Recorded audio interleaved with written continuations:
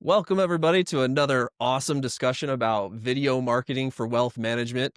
I am Rob Gosby. I am the president here at Optimum Films, and we have Sid Pinchback, or just Sid the Third, over there in the other screen there, just waiting to give his explanations on to why he disagrees with just about everything that I have to say. But first, I'd like to tell you guys, if you find anything about this conversation helpful at all today, I'd really appreciate it if you'd go to our YouTube channel and like and subscribe on our videos. We've got a whole lot of resources there for wealth management advisors to be able to up their video marketing game for their firm. So please go ahead, go over to youtube.com/wealth management video, and you can find all of our great tips on how to better market for your team. So, Sid, you excited for our conversation today? I am. I'm excited. Let's talk about ICP, the Insane Clown Posse. Yes, the Insane Clown Posse and how it relates to your video marketing for your firm. Obviously, Sid is referring to the ideal client profile. And, the hardest thing, once you figure out who your ideal client is, the hardest thing can be figuring out how to talk to that person, figuring out how to find that person, figuring out how to reach out and touch that person. And we think video is the solution to solve all of those problems, right, Sid? Yeah, we think video is a great way to be able to communicate. Video is the way people communicate nowadays. It's how we do it. People love to communicate via video. That's why you have airdrops and FaceTimes and all of these other things that people love so much. Yeah. And if you guys have an opinion on which one of us would be Bob Uecker in the film Major League, go ahead, drop that in the comments. I have a feeling that people would be leaning more towards me. But Sid's got some good statements every once in a while. Maybe I'm the color man here. I don't like that statement about being the colored man. Now, look, we know with the ICP, you've probably done this with your client base, but those ideal clients may not always be perfect targets for who you're messaging. Developing a comprehensive profile of who your ideal client is and who you're specifically talking to in each video, including their demographic, their interests, their pain points, and goals. That's something you need to be focused in on, especially when you're doing video. Because when you're making video, you're not making video for a bunch of people, you're making video for one person. Find that one person and build that community of one person's time 1,000 times, 10,000 times, 100,000 times, a million, and you will grow. That's exactly right, Sid. And a lot of people are afraid to just reach out to one person because they think, well, if I just talk to this one guy, aren't I missing every other person who's on planet Earth? And that's kind of the whole point of the ideal client profile, right? Is that if you were trying to speak to every single person on planet Earth, you'd be missing the people that you work best with, right? The people that you vibe with, the people you want to serve. And so video and video marketing is very much about reaching that particular ideal client, right? And in many cases, we call them your ideal audience member. But in any case, what it points back to is, as Sid said, an individual. And you can never be too specific, right? No, you know, talk to black guys with bald heads that wear glasses and purple shirts. And I bet you it's a million of those guys out there. Just There's find that only one. one Sid, though. I want you to know that, bud. Three of us. Actually, it's four. Hence the said three at the bottom of the screen. But no, there you go. I appreciate that, Rob. I appreciate you saying that and making me feel unique. Let's talk a little bit about that, man. All right. One thing Well, we talk about is understanding the language of your ideal client, right? Isn't that the most important thing, is understanding how to talk to these guys? yeah, you kind of have to know your niche, right? You got to understand what it is you're trying to explain to clients and what it is they need to know from you, right? If you don't know who you are, figuring out who they are is going to be really difficult, So you got to be, are you an authority? Are you an educator?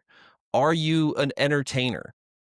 I need to know specifically what category you assign to yourself before we can even get started in figuring out what language you're going to use to speak to your clients, right? Um, but people can begin to build these personal brands because that's what is becoming the next big thing for any marketing, right? Is moving away from the general. No, I don't want you to salute anything. I got to say something different. Moving away from a generic team, right? And really, like, the idea behind, the individual advisor in the first place was putting a face to a bigger company like a big dealer broker or a wirehouse, right? So we intuitively have kind of moved back towards building these faceless companies, right? With big teams so that everybody knows that this is an enduring structure. But what's kind of lost in that is that personal connection, right? That one to one, we have something in common. We know each other. We like each other and vibe, right? So building these videos to highlight who you are as a person is really the most important thing about discovering your ideal client profile. Knowing you're 100% right. People like you. People, you have so many great clients now because people like who you are. You have so many great friends because people like who you are. Don't change who you are just because the cameras come on. Just be who you are and let those people gravitate to you. There's lots of reasons why a person might be your ideal client profile, right? It's not just, I like them or they like me, right? They may be in a particular economic bracket that I'm trying to reach into, right? Like, I know lots of advisors who only want to serve ultra high net worth. I know some advisors who are more comfortable working in that millionaire next door class, right?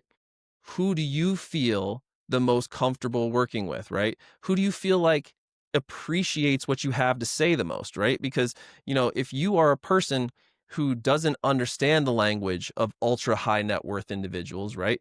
They may not appreciate what you have to say as much as the millionaire next door. Right. You got to use the terminology that they're used to because that's what they're going to do.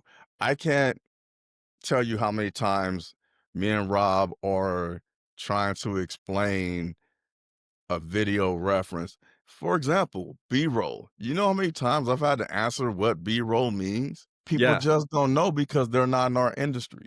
So it makes it a lot easier for our clients who don't know what B-roll is for me to go, "Hey, we're just going to shoot footage of you guys working." They understand that compared to going, "Oh, B-roll. I know exactly what that is." Or inserts. What's an insert? We're just gonna take pictures. We're gonna film your awards. We're gonna film your certifications. We're gonna film your degrees. They understand what that means. So using the right terminology can just get rid of some of that miscommunication and make things a lot easier for people to understand. So when you're working with those ICPs, being able to talk to them in a language that they understand is just going to make communication so much easier and make them attracted to you and understand your videos. Yeah, which brings us to the next kind of reason why you might choose a particular ideal client profile, because of the ease of working with them. They just understand you more, right? Like, you just understand them more. You're in their environment. You're in the right country club. You have kids in the same schools. There's just some people who you have an easier time of connecting with. Right. That mirroring effect, right? Like we talked about earlier, it's a little bit easier for me to communicate something to a person who's a Gen X, who's likes 90s hip hop and drives a Maserati from 2001. Why? Because those are the things that I connect with. I can see that. I can understand that as something that I know very easily. So when someone goes, "Oh, yeah, that's something that I do, that I'm in," right? I'm a doctor who's been around for 20 years, who, went to Sloan Kettering, worked at Sloan Kettering and loves the movie Old School as well. You Didn't he know, used to get high that with Johnny Hopkins? he did. They was blazing that every day. But knowing those kind of things, it makes people feel comfortable, and comfort is a thing that, especially when you're talking about something as emotional as money, having comfort with someone is a way to alleviate some of that initial stress. But just like in a marriage, being too comfortable can be a bad thing, right? Sometimes you're looking for excitement. And maybe the ideal client profile for you is the person that really turns you on, really gets you going, really gets you thinking about all of the possibilities that are out there, right? Like, sometimes people want to work with doctors because they just connect with the mission statement of do no harm, be a good member of the community, try to heal as many people as possible, right? I hear people who love to work with lawyers for the same reasons, people who want to work with divorcees or, the suddenly single, as they call them, right? They are excited about providing this service to people who need it. It's what makes the advisor really feel like they have a reason to wake up in the morning, right? The last two is prestige and impact. If you want somebody to be your ideal client, right? A big part of the reason that they might be the person that excites you is because of the prestige. Like working with ultra high net worth families gives you prestige. Working with people who are high up CEOs and, people who have large businesses that they've built. They give you a prestige, right, when it comes to working with them. And then the last one that we hear a lot more nowadays is impact. Is who Yeah. can I work with that's going to give me the most ability to make a difference in the community and the city and the world that I want to make a better place, right? I find a lot of advisors are really altruistic. Yeah. And that's one of the things we love about working with advisors. Just Friday, we were with Resolute Wealth Partners for a charity event to benefit cystic fibrosis, right? And what we like about working with advisors is the fact that they're at that crossroads between people who have the ability to help the community and the people who have the money that they need to help the community. And for them to come here and go, look, you might not know about this nonprofit or this 501c3 or this need in the community that needs to be taken care of, but you do have the finances and you want to help. Let me just guide you to that path and connect you with the people that you can do the most help for. So that's what we love it. So that's a great thing to bring up, that impact that you can have by connecting person A, person B. Okay, so just to recap, the reasons why you would choose to have a person be your ideal client, right? Number one, the amount of money that they bring into the situation. Number two, the that you would have to reach out and actually connect with this person. Number three, the excitement that they bring to your firm and your practice.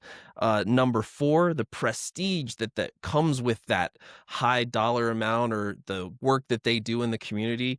And number five, the impact that person and working with them will help you and your firm and your team to be able to have in the community that you work in.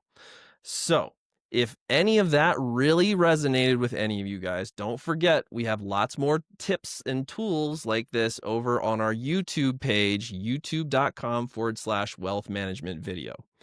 All right, moving on.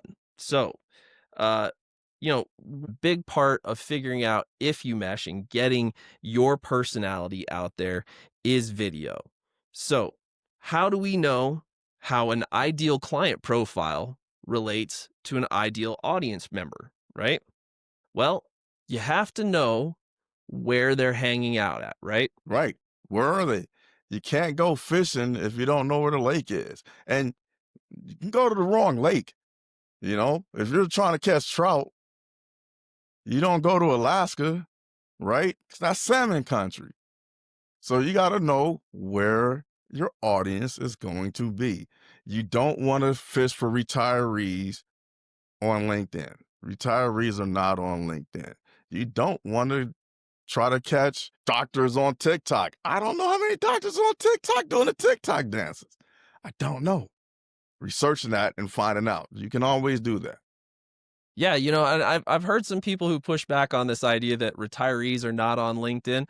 You know, the fact is that you're trying to figure out a specific person, right? Just one particular person, right? So if we're going to say, well, maybe not all retirees are on LinkedIn, but particularly retirees who have a strong sense of volunteering, right? And retirees who love the relationships that they built with people that they worked with. These are particular personality types that might lead you to pick LinkedIn. A particularly young doctor, a particularly trendy doctor might be all up on TikTok, doing tips and tricks for people to sew themselves up in the bush. Or if, they're trying to build up some kind of like, fashion forward plastic surgery organization, there's reasons why your ideal audience member would be on a particular platform. But that's the reason why you got to continue to niche down. You got to continue to kind of find that granular person. Who are they on that very base level, right? So, knowing where they hang out is a big part of that, but each platform has kind of a different thing that it brings to the mix. So, you're going to want to know what is it that this particular platform is good at doing if your clients hang out there. If you are a person who is looking to serve people in the creative community, right? Creatives love Instagram because it's a highly visual medium. Video for the reels, pictures for the feed, carousels for the feed. It's very visual. So if you're trying to build a business with creatives, and you're going to do it on Instagram, what would your branding need to be? What would your marketing need to be, Sid, in order to pick those people up? Have videos and pictures and keep them short and sweet. Use the same things that they use when you're using Instagram. Don't get on Instagram and try to put 140 characters in the titles because that's not what Instagram is for. Use a quick little video that goes, "Hey, you do this, I do this." Quick and dirty. Keep it very slice of life. Keep it not polished. Instagram if is very much about just like what we're doing in the moment. And I think that that's a big part of remembering that game. Like Sid said, if you want to start a conversation, you, my friend, are a Twitter person, right? And people who want to have conversations with you are also on Twitter. Now, there's great reasons to have video on Twitter, but only if you're trying to reach the kind of person who watches videos on Twitter. And a lot of those people are more like streamer oriented, a lot more gamers who like Twitter to kind of have instant feedback on certain things. But is that your client? Is that the person you're trying to reach? So you have to think, okay, well, what does each platform do really well? What does it not do well? And then how am I going to exploit that to be able to reach my ideal audience member? It determines a lot about the communication style. Just like a recap, knowing where they are means, okay, who is this person? What is the platform that they're hanging out on? And then what communication style do you need to adopt in order to best communicate on that platform? So, how to talk to people. There's really only two ways to adopt video to communicate with people in a way that you are trying to market to them. There's a lot of ways to communicate with people just in general on video, but if you're trying to market to people, there's really only two effective ways to do it with video. And one is the appeal to authority, and the other is the appeal to relatability, right? We have people that we respect in our life, people who have taught us a great deal of things, and people who we will always see as authority figures, people that we want to go to for advice when we don't know what to do. On the other hand, we have people that we just want to sit and chill with. We have people who just kind of understand that we're not doing great at some things, and they're okay with that because they're not doing great with those things either. That's an appeal to relatability. This is the Beatles Elvis thing inside a video. Like you can be both, but you're going to end up really falling more on one side than the other. Yeah, I don't like B as our Elvis. I'm more of a Queen person. It's a reason why personalities are used to sell products, right? I'm gonna wear Nike because LeBron, he's an authority, right? You're not most people don't go, "Oh, I'm gonna hang out with LeBron." No, they go, "I want to be like LeBron." Or they go, "I want to be like Tony Robbins. He's an authority. I want to be there." Whereas a guy like, let's say Joe Rogan, is Joe Rogan really an authority? No, but he seemed like he's a good person people want to hang out with. He has cool people on there go, oh, I hang out with Conan O'Brien or Theo Vaughn or this person. He's a cool hang. That's why people hang out. He's not an authority. No one's going to Joe Rogan. If you're going to Joe Rogan as an authority on something, okay, that's fine. You can make that decision. But that's not what To most that people point, do there. his branding is basically about, I don't know much. That's the reason why I have these people on. I just want to have an interesting conversation with people who know more than me.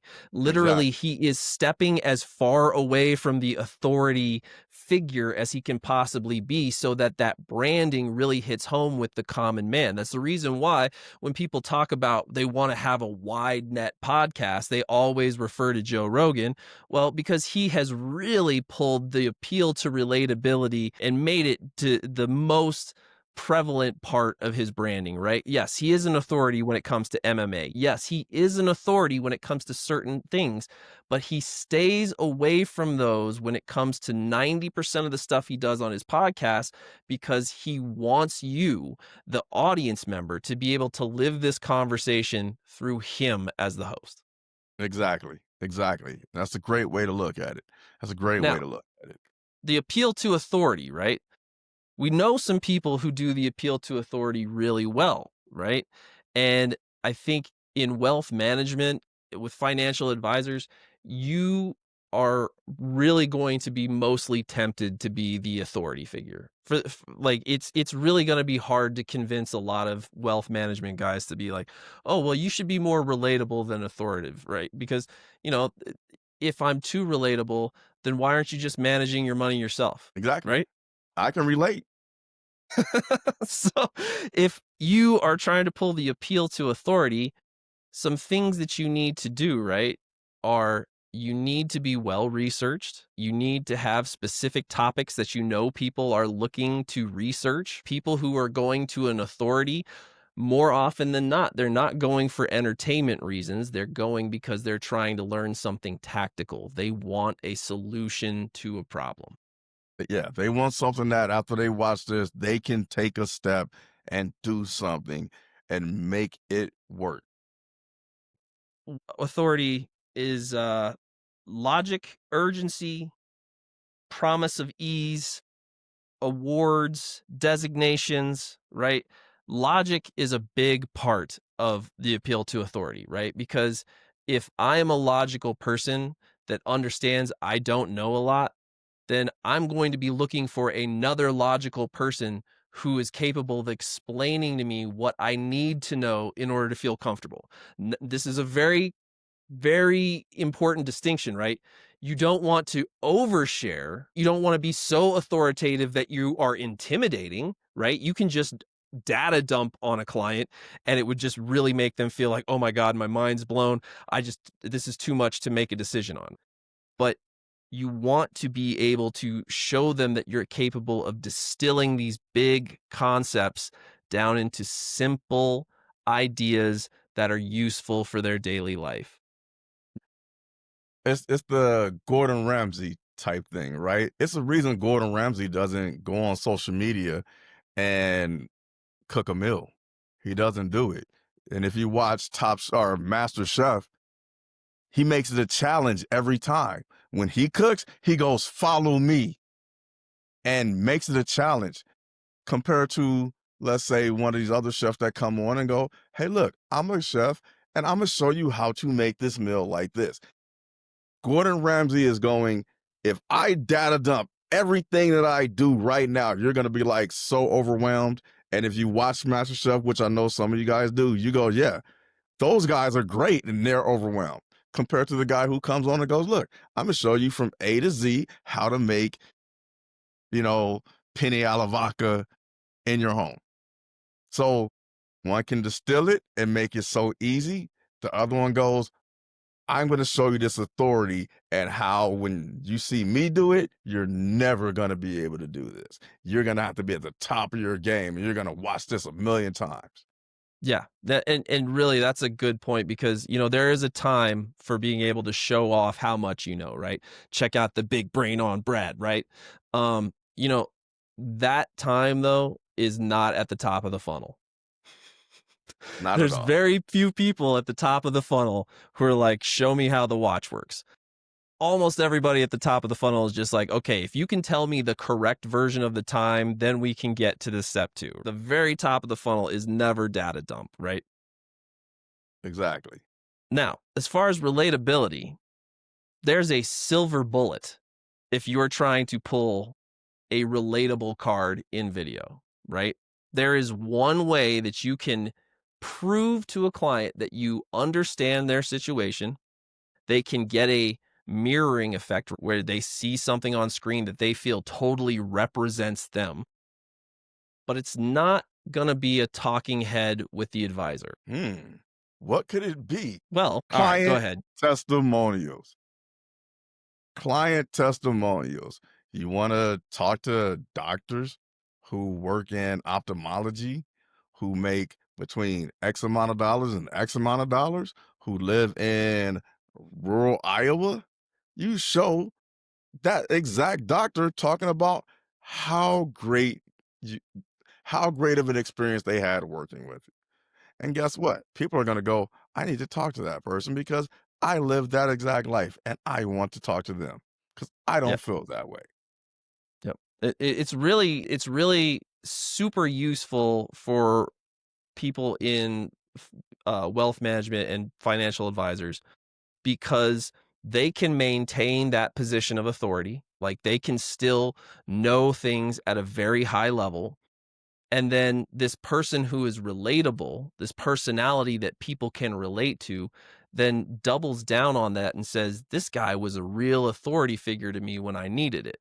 And because I see that person as me, that part of that relationship is then immediately transferred over into my first meeting with you. Like I already have, in most cases we know how this works, right? Like your client comes there because, or the prospect comes there because they get a recommendation from a friend. But that recommendation is just one person's word. When you have a testimonial, you're stacking relationship on top of relationship so that people get this idea is like, okay, I've heard this from a couple different corners now that this person really knows what he's talking about. And so you can still maintain the authority figure image that you want, but tap in to that appeal to relatability at the same time. It's Yep. truly a silver bullet. And you never have to say a word. And we know you guys understand this. We see your websites. You guys all have written testimonials, but sometimes you just need a physical one.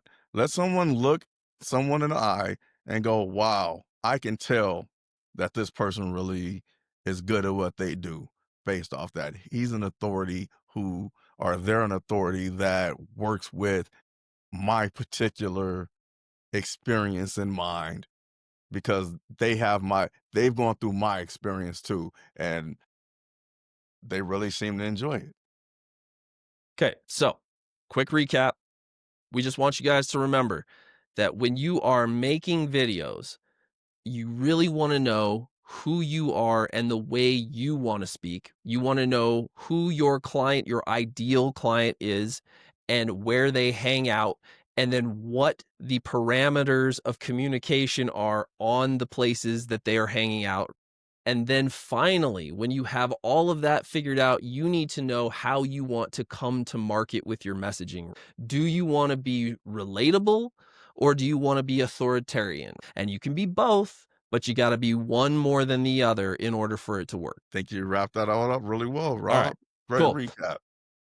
All right. So last thing I want to leave you with is if you like this video, please don't forget to share it with your friends. Don't forget to like and subscribe. And please visit our YouTube channel, youtube.com/wealth management video, so you can get more tips like this. We have a big library on there. We're not playing the YouTube game. This is not for views. We are niched down, specifically trying to create the most valuable information for wealth management advisors about video marketing, all in one place. All right. We appreciate you guys' time. We want to say thank you for everybody who has joined us and stuck it out this far in the video. And again, my name is Rob Gosby. Please come see us at wealthmanagementvideo.com. And Sid, take us home.